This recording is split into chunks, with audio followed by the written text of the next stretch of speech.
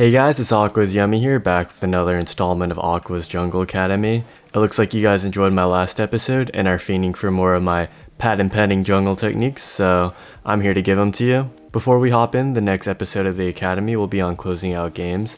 I've noticed a lot of people have had trouble closing and end up throwing, so you're going to want to make sure you hit that like and subscribe button and turn on notifications so you don't miss it. If I get 500 likes on this video, I'll post another episode of the Academy every day. Today I'll be going over tracking, counterganking, and invading. Now these bad boys are what's going to set you apart from a hard-stuck jungler to a jungler that radiates jungle diff. These tips are so important because not only do you shut down the enemy jungler, but you can also get yourself really ahead. Now before you're ever going to be able to invade or countergank effectively, you're going to have to master tracking.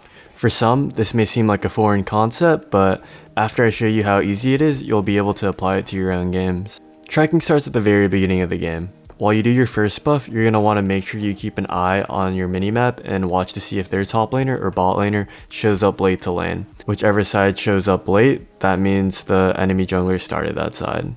This game I can see that both the top laners were in lane immediately, so it's very likely that their bot lane leashed and Nidalee started blue. Something you should try to do is ask your mid laner to ward their raptors when minions are about to get to lane. A lot of the time they won't do it, especially if you're in low elo, but it doesn't hurt to ask. At about the time you hit level 3, you're going to want to ping where the enemy jungler is because he or she may be going for a level 3 gank. It's vital that you spam ping your team if they're overextending and the jungle is near, because level 3 gank can easily snowball a game into a loss.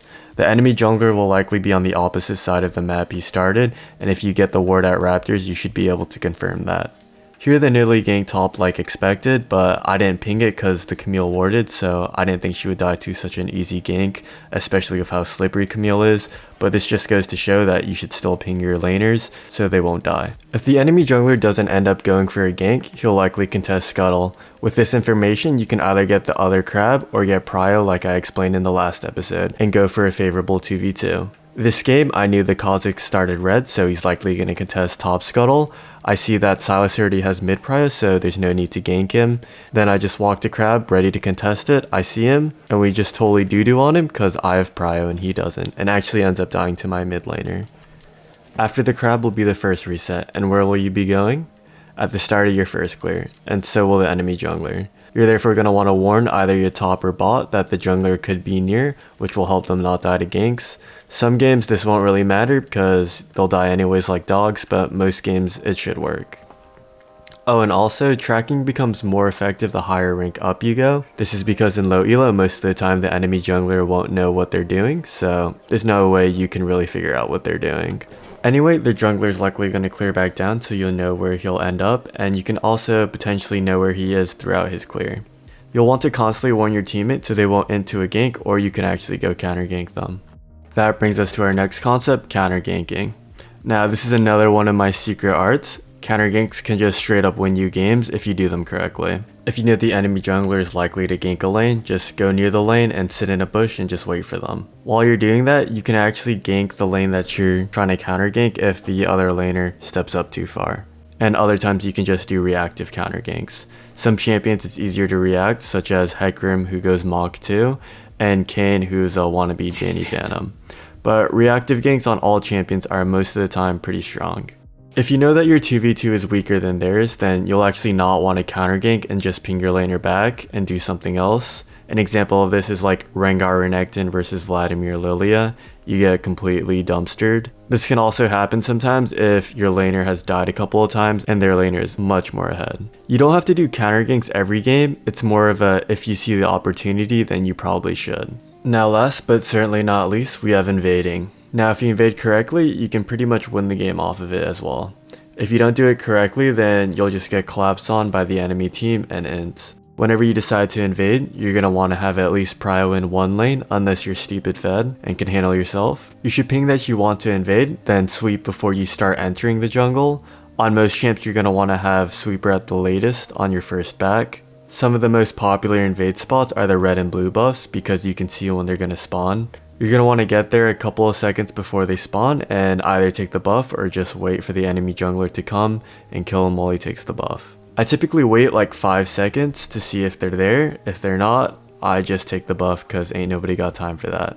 If they do show up in the middle of it, then you can either choose to fight them or just finish taking the buff, smite it, and run away. This invade becomes a lot stronger if you have a mid laner that comes with you, so if they're getting pushed in or have an even lane, I would recommend ganking them, then pinging for help at the enemy's buff. Just use your intuition as to when to invade, and if you could win the invade, you may fail and die a couple of times, but this will help you learn the limits and timings to invading. Next, I'll be going over counter jungling. Counter jungling is what tilts the enemy jungler off the face of the earth. Basically, with your amazing tracking skills, you'll know where the enemy jungler is, and if they're away from their camps and you know they're up, you're going to want to do them.